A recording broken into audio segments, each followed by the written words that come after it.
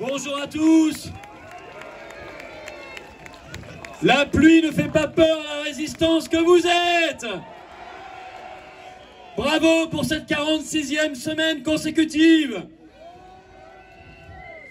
Vous savez pourquoi on est là? On est là parce que on veut montrer par notre présence régulière, massive, constante, que ce qui se passe en France et dans le monde, ça n'est pas normal. On est là parce qu'on est le caillou dans la chaussure de l'oligarchie. On est là parce que on veut montrer aux nouvelles générations qu'on peut vivre dans un autre monde, qu'on peut vivre dans un autre pays, avec d'autres valeurs que celles de la discrimination, de la ségrégation, de l'apartheid, de la privation de liberté et du mensonge. Il y a un autre monde, il y a une autre France, qui est celle de la vérité et de la liberté.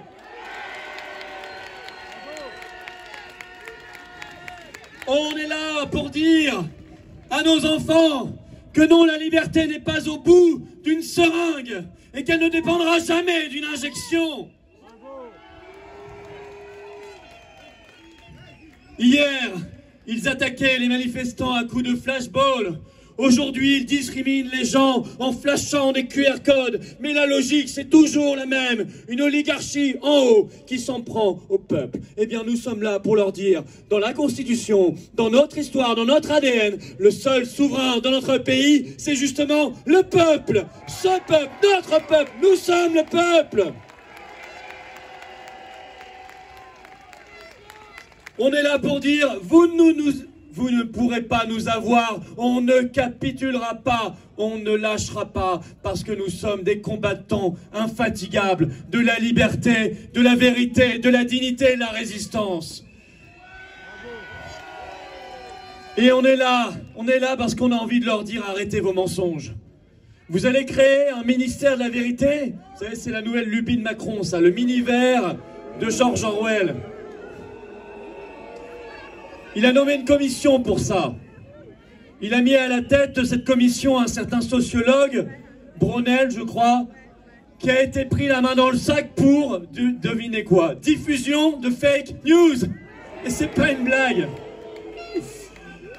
Alors, si certains doivent passer dans les geôles macronistes pour diffusion de mensonges, s'il y en a qui doivent aller derrière les barreaux pour diffusion de mensonges, ça n'est pas nous, c'est eux.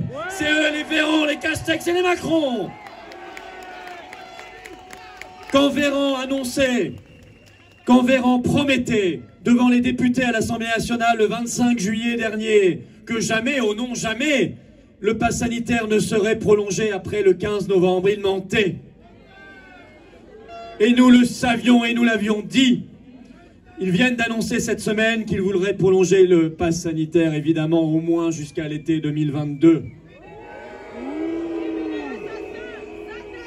Enjambant ainsi, vous avez bien compris, l'élection présidentielle, les élections législatives. Pas de pass, tu votes pas. Ou alors tu votes à distance. Et ça tombe bien parce que cette semaine, le ministre de l'Intérieur, M. Darmanin, nous a révélé qu'il travaillait sur la mise en place du vote à distance. La boucle est bouclée. Cette crise, mes chers amis, aura au moins un mérite. Maintenant, on a tout compris. On sait exactement où ils veulent en venir. Nous savons exactement comment ils fonctionnent. Et nous savons surtout que dès qu'ils parlent, dès qu'ils ouvrent la bouche, c'est un mensonge. Il n'y a rien à attendre d'eux. Dès qu'ils parlent, ils mentent. Eh bien, nous allons leur dire une seule chose. Et cette fois, nous n'allons pas leur mentir. Nous allons nous débarrasser de vous. Et vous connaissez la bonne nouvelle, c'est qu'on est loin d'être les seuls. Cette semaine, les Slovènes sont descendus en masse et ont bloqué les autoroutes contre le pass sanitaire qui s'applique là-bas depuis mi-septembre. Bravo à eux! Je vois un drapeau australien et j'ai une pensée pour les résistants australiens qui font face là-bas à une véritable folie tyrannique, une police transformée en milice. Les Australiens se sont réveillés. Ils sont sortis de chez eux. Et comme nous, Français, maintenant, on ne rentrera plus jamais à la maison. Jamais.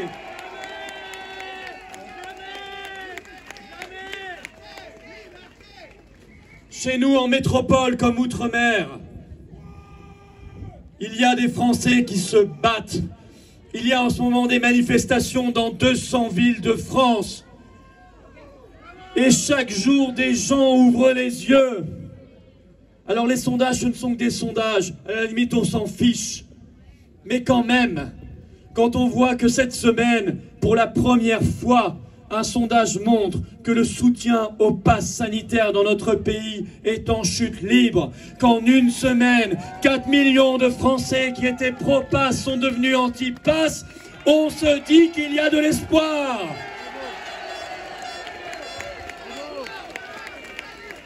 Et je salue en particulier la jeunesse chez qui le sentiment anti-pass depuis cette semaine est devenu majoritaire. Nous sommes la majorité, ils sont la minorité.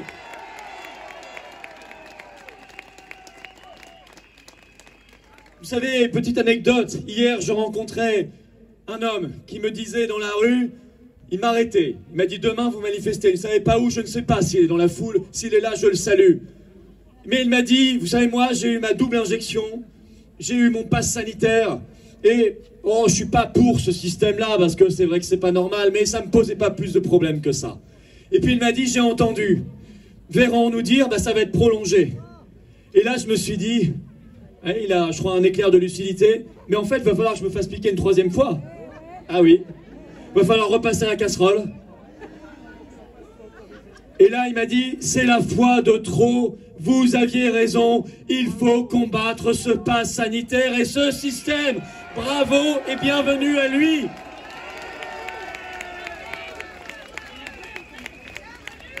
Cette troisième dose, c'est la dose de trop. C'est la dose qui va faire déborder le vase de la colère.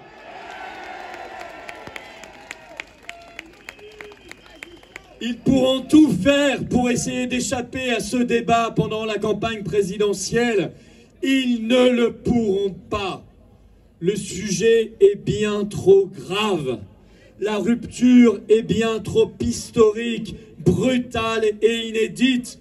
Et vous voyez bien que nos luttes dépassent le simple pass sanitaire. Le pass sanitaire, c'est la face émergée de leur iceberg pourri de mensonges. C'est toute une conception de l'homme et des peuples qui est en cause. Et ça mérite bien un vrai débat lors d'une élection présidentielle. On peut bien en débattre puisqu'on parle des 110 km/h sur autoroute ou du statut fiscal des pourboires dans les restaurants. On peut quand même parler de notre conception de l'homme et des peuples, non ?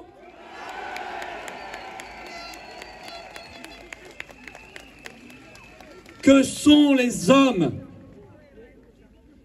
Est-ce des individus lobotomisés dans des pays gérés par des dirigeants corrompus, avec des grands médias aux ordres, précarisés et déshumanisés comme jamais?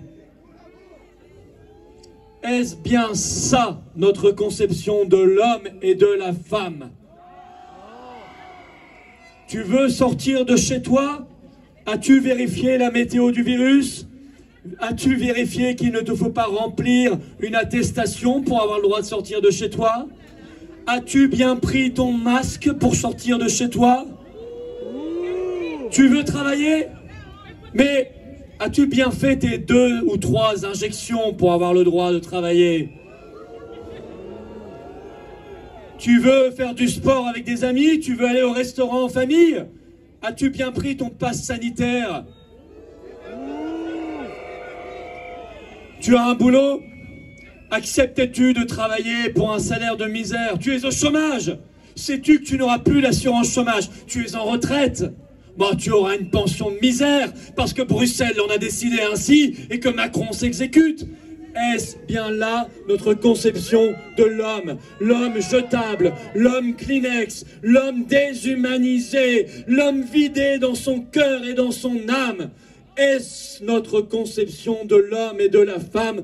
Non. Non. Sois docile et tais-toi. Non, ça n'est pas notre vision des choses. Quand on nous dit « allume la télé » et ne pense plus, nous disons « éteignez la télé et rallumez vos cerveaux ».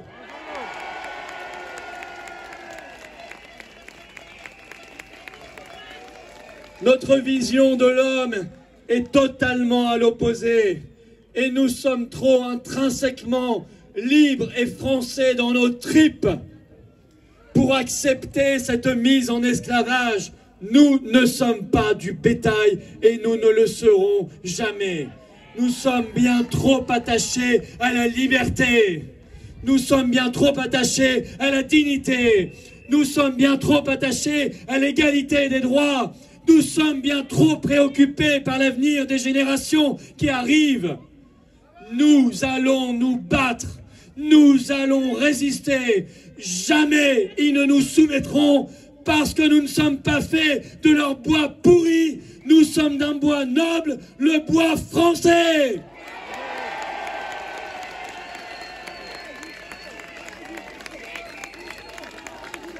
Résistance, résistance. Résistance, résistance, résistance. Résistance, résistance, résistance. Résistance, résistance, résistance, résistance, résistance, résistance, résistance. Nous sommes à l'opposé de cette société de contrôle et de surveillance. Alors certains se sont réjouis, j'ai vu, pas vous, bien sûr, cette semaine, parce que on allait faire un nouveau mauvais coup aux non-vaccinés.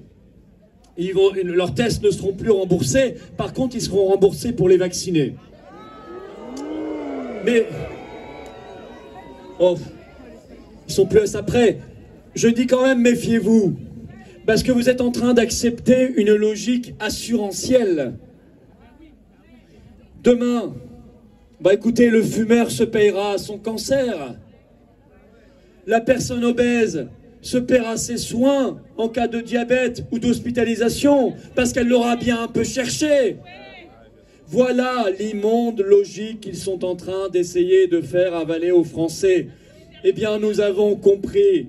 Et nous avons compris qu'ils avaient bien l'intention de donner l'hôpital public, la sécurité sociale à leurs copains. On a bien compris que leur monde, c'était le monde de Pfizer, c'était le monde de BlackRock, c'était le monde de tous ces gens-là et des puissances d'argent. Nous sommes, nous, le monde du peuple et du cœur. Ils ne nous auront pas.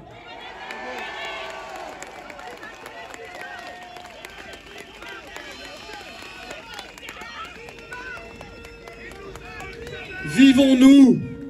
Vivons-nous pour Macron. Vivons-nous pour Véran, vivons-nous pour Pfizer, Moderna, vivons-nous pour les beaux yeux de Bruxelles? Non, nous vivons pour être des Françaises et des Français libres. Et nous vivons pour que nos enfants soient des Françaises et des Français libres. Voilà pourquoi nous vivons, voilà pourquoi on se bat.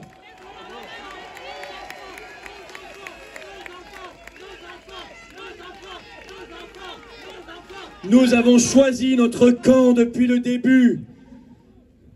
L'homme n'est pas un bétail.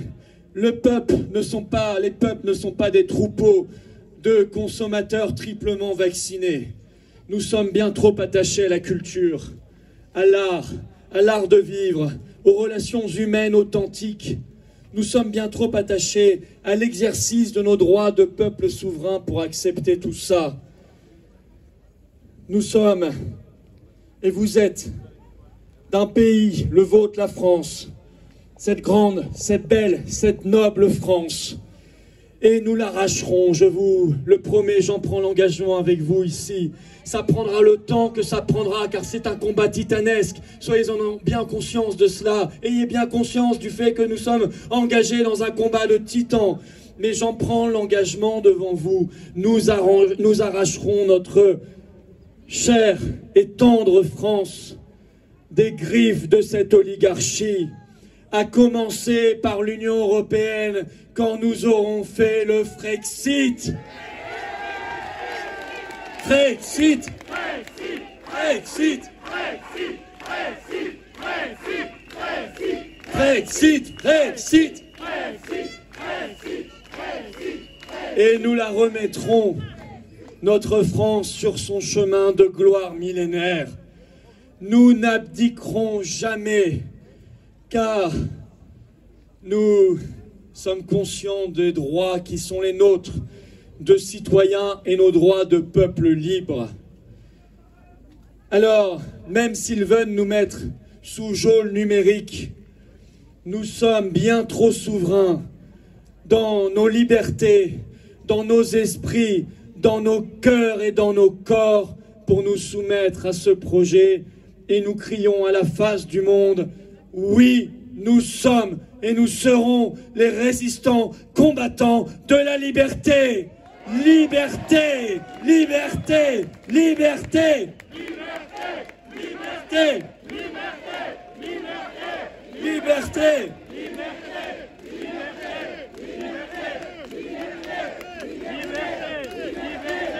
Nous avons créé, ce sont les tentes qui sont là-bas, vous irez voir. Nous avons créé, parce qu'il faut bien faire le boulot, ces pseudo-parlementaires jouant au Playmobil, incapables de résister à Macron, et les grands chefs syndicaux préférant penser à leur future position, à leur retraite dorée, ils ne font pas le boulot. Alors nous le faisons. Et nous avons créé l'association de défense des élèves et des étudiants.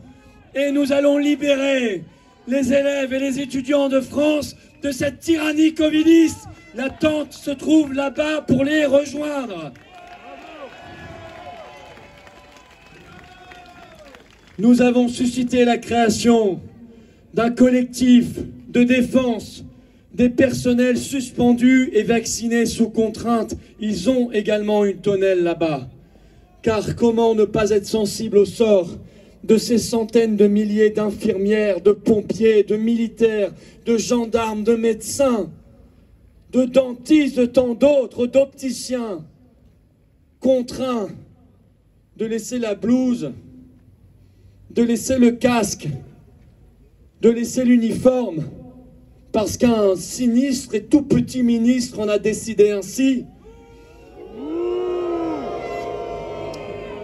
Eux qui ont donné leur vie pour les autres et qui sont obligés de la suspendre à une injection. Mais dans quel monde vit-on? Personne ne doit accepter ça. Alors nous faisons tout pour aider ces gens-là. D'abord pour les aider à garder une dignité face à l'immondice que représente ce pouvoir qui les maltraite. Et ensuite nous faisons tout pour les aider à tout simplement retrouver leur boulot. Parce qu'ils ont envie de bosser. On va les aider. On va faire le maximum. Soutenez-les. Soutenons-les. Applaudissons-les. Faisons tout pour eux. Parce qu'ils ont tout fait pour nous.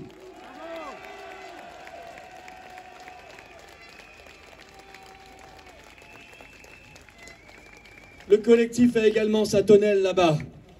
Et nous en appelons enfin à toutes les fédérations de transporteurs, de routiers, de forains, d'agriculteurs, de pompiers. Sortez vos camions, sortez vos tracteurs, sortez vos poids lourds. Bloquez-nous ce pays, bloquez la France.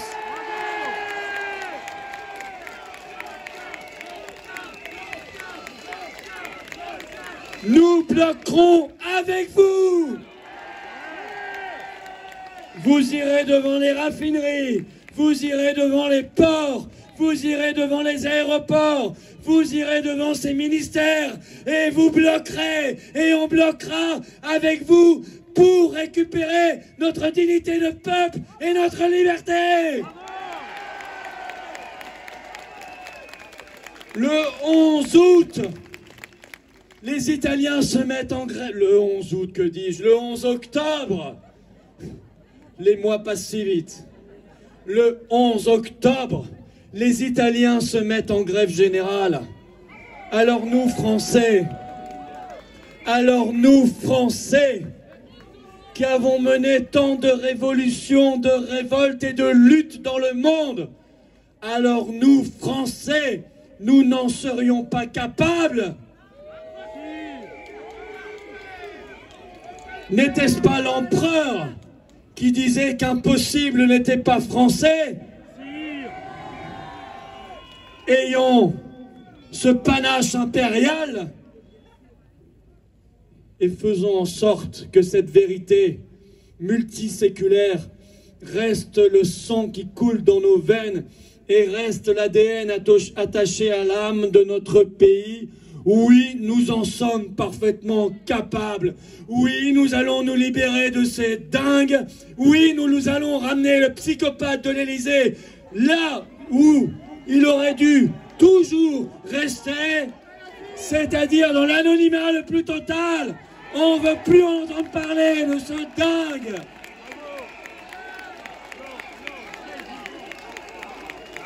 Macron, démission! Macron, démission! Macron, démission! Macron, démission! Macron, démission! Macron, démission! Macron, démission! Macron, démission! L'esprit qui nous anime est celui de la résistance éternelle. Le souffle qui nous porte est celui des victoires les plus héroïques. Et vous savez, c'est Romain Gary qui disait toujours: le désespoir, c'est toujours une soumission. Alors moi, je ne vois pas des soumis ici. Je vois des hommes et des femmes, des Françaises et des Français profondément libres et insoumis. Alors vous n'avez pas le droit au désespoir. Vous n'avez le droit qu'à l'espoir et qu'au combat. Vive la liberté, vive la résistance et vive la France!